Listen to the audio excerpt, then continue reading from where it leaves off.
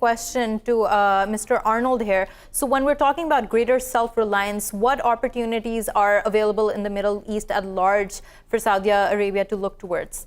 I think it's definitely becoming a more palatable option for Saudi Arabia at this point, particularly as it seems that maybe the type of relations that they wanted with the United States are maybe not seen as reliable moving forward.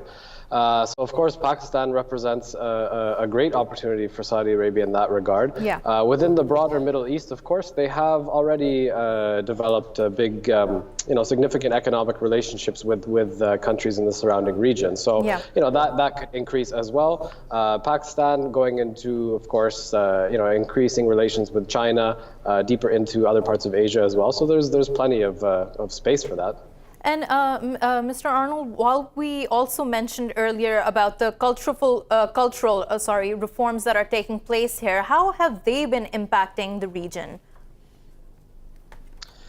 Well, I think that's hard to say at this point. Of course, there's always this aura of the reform discourse that hangs over Saudi Arabia, which has become particularly so in the last few years under the de facto leadership of the Crown Prince.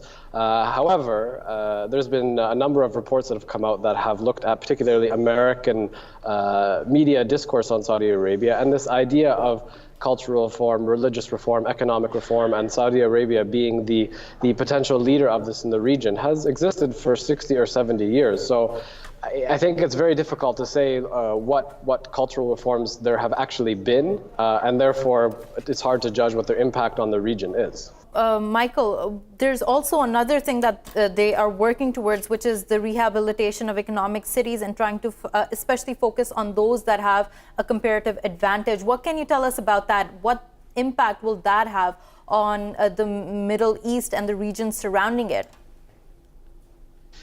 Well, again, before we address that, I think it's important to look at the overall stability in the region. I mean, all of this stuff is fine and good, and I think if it could actually proceed as it's written down on paper, nobody would oppose it. It would be really great. I mean, it would be something that would be difficult to oppose.